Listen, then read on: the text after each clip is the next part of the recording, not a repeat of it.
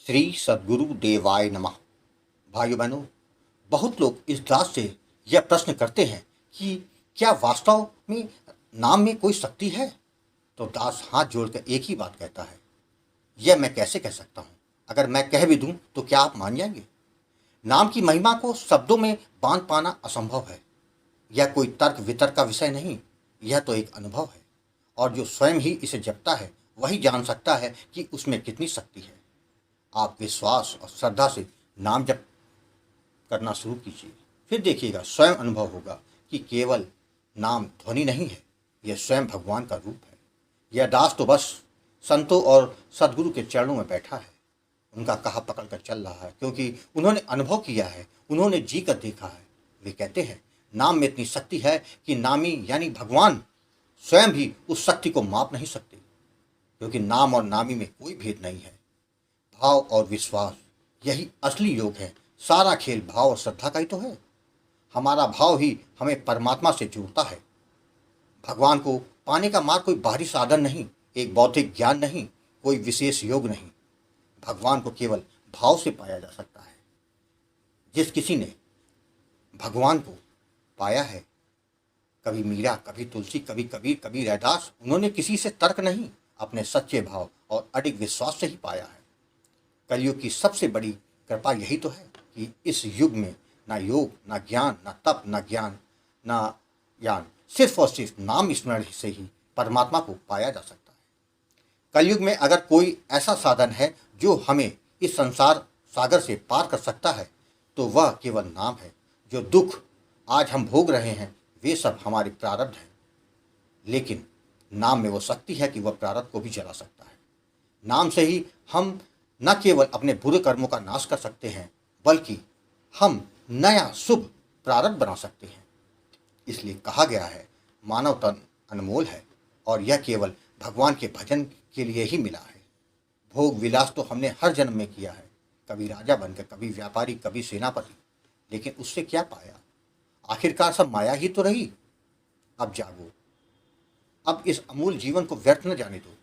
अब नाम जपो। नाम से बड़ा कोई धन नहीं, कोई सुख नहीं, कोई उपाय नहीं।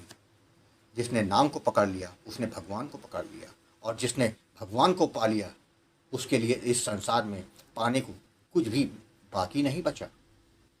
आज जो कथा यह दास सुनाने जा रहा है वह मुंबई से कल्याणी जी ने भेजी है, जिसको सुनकर आप समझ जाएंगे कि हमारे अतीत पर भारी है नाम जप। वही कथा यह दास आज सुनाने जा रहा है। इस कथा को जानने के लिए इस वीडियो को आखिर तक अवश्य देखिएगा।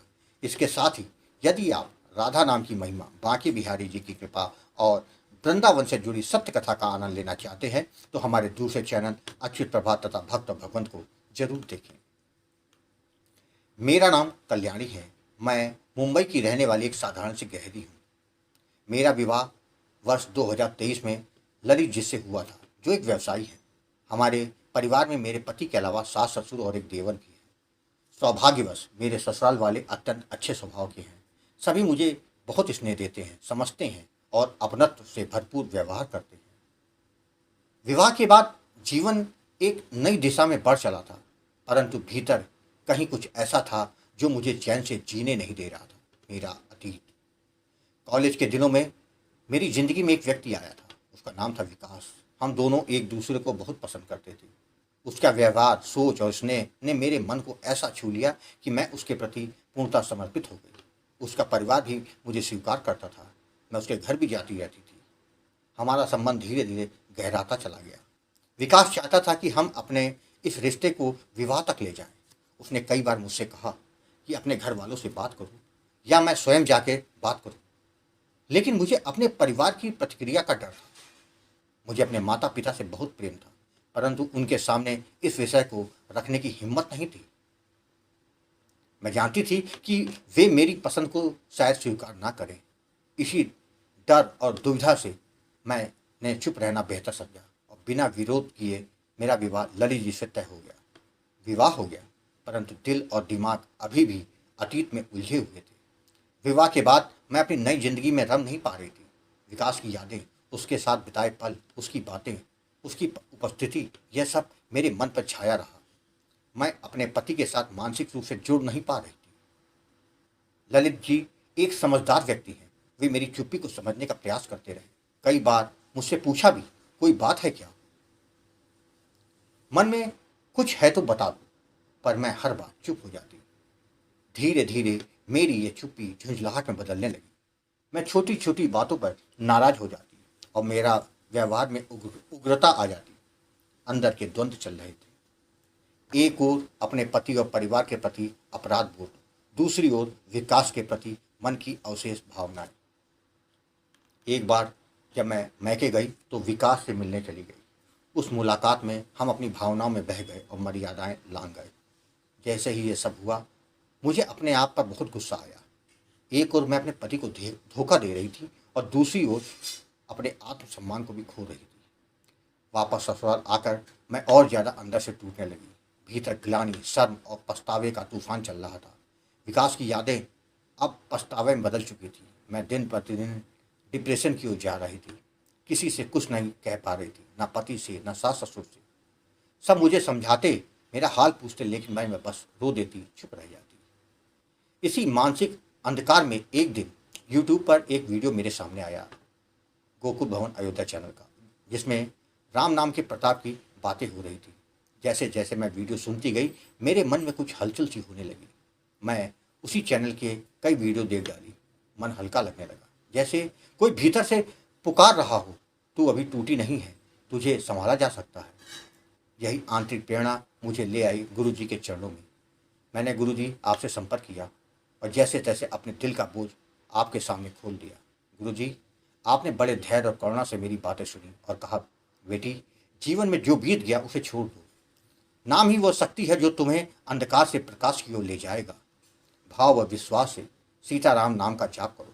नाम स्वयं तुम्हारे जीवन की सारी उलझनों को सुलझा देगा। गुरु जी, आपने मुझे सीताराम नाम का दान दिया, जबकि विधि और सावधानियों के बारे में समझाया। उस दिन के बाद मैंने हर दिन नियमित जप करना शुरू कर दिया। सुबह शाम कीर्तन, ध्यान और नाम स्मरण मेरी दिनचर्या का हिस्सा बन गया था। पहले कुछ दिनों तक मन में बहुत विचलित था, पर जैसे जैसे समय बीतता गया, मैंने महसूस किया कि मन शांत हो रहा है। तीसरे महीने के आसपास मैंने पहली बार वह शांति महसूस की जो सालों से मुझसे कोसों दूर थी। एक दिन मुझे स्वप्न में हनुमान जी के दर्शन हुए। उन्होंने मुझसे कहा, नाम जप करती रहना, सब ठीक हो जाएगा। उसके बाद मेरा जीवन जैसे बदलने लगा। विकास का फोन आता तो मैं उत्तर नहीं देती। उसका नाम सुनकर भी अब कोई भाव नहीं आता। मेरे मन में अब ग्लानि की जगह स्थिरता थी। अब मेरा ध्यान अपने पति, अपने परिवार और अपने कर्तव्यों पर केंद्रित हो गया। मेरी सास जी की तबीयत बहुत ज़्यादा बिगड़ गई थी। मैंने पूरे मन से उनकी सेवा की, दिन रात बिना थके उनके लिए जुटी रही। सब लोग मेरी निष्ठा और मेरा सेवा भाव देखकर दंग रह गए। वे जो कल तक मेरे बदलते स्वभाव से परेशान थे, अब मेरी तारीफ करते नहीं थकते। मेरी सास ने एक दिन आशीर्वाद देते हुए कहा, कल्याणी, तू तो हमारे घर की लक्ष्मी बन गई है। और सच में मुझे लगता है कि अब मैं वही हूँ, एक बदली हुई स्त्री, एक सच्ची पत्नी, एक आदर्श बहू और सबसे बढ़कर एक नाम जप करने वाली साधिका। अब मुझे अपने अतीत पर कोई पछतावा नहीं। वह एक सीख थी जो मुझे गुरु चरणों तक ले गई। आज मेरे जीवन में जो आनंद, स्थिरता और संतोष है, वह केवल और केवल गुरु जी आपकी कृपा और नाम जप की महिमा है। अब मेरा एक ही लक्ष्य है, जीवन पर्यंत नाम जप करती रहूं, सेवा करती रहूं और अपने जीवन को ऐसे ही आगे बढ़ाती ले जाऊं। गुरु जी, आपने मुझे अंधकार से खींचकर प्रकाश की ओर लाके खड़ा कर दिया। आपने न केवल मेरा जीवन बचाया, बल्कि मुझे एक नई दृष्टि, एक नई राह और एक स्थायी शांति प्रदान की। मेरे लिए आप केवल गुरु नहीं, बल्कि मेरे उद्धारक हो। आपको मैं कोटिशा प्रणाम करती हूँ और प्रार्थना करती हूँ कि आप हमेशा मेरा मार्गदर्शन करते रहें। आपकी कृपा बनी रहे, यही मेरे जीवन की सबसे बड़ी कामना है। जय जय सीताराम। भाइयों बहनों, आपने देखा, राम नाम क्या नहीं कर सकता। राम नाम आपका हर परिस्थिति में, चाहे कोई साथ दे या ना दे, वह जरूर देता है। बस भाव और विश्वास के साथ पूरी शरणागति कर लीजिए। आप केवल नाम जप करें, बाकी सब कुछ नाम महाराज पर छोड़ दीजिए। आपको कथा अच्छी लगी हो तो कमेंट में जय श्री राम लिखना मत भूलिएगा, जिससे दास का मनोबल लगातार बढ़ता रहे और अच्छे प्रेरणादायक वीडियो आपको प्रस्तुत करता रहूं। आपसे निवेदन है, अगर आपके पास भी राम नाम का अनुभव हो तो उसको मेरे ईमेल या व्हाट्सएप पे भेज सकते हैं, जिस पर वीडियो बनाकर अपने चैनल में अवश्य प्रस्तुत करूंगा। ईमेल का पता, व्हाट्सएप नंबर वीडियो के डिस्क्रिप्शन में दिए हुए हैं। जय जय सीताराम।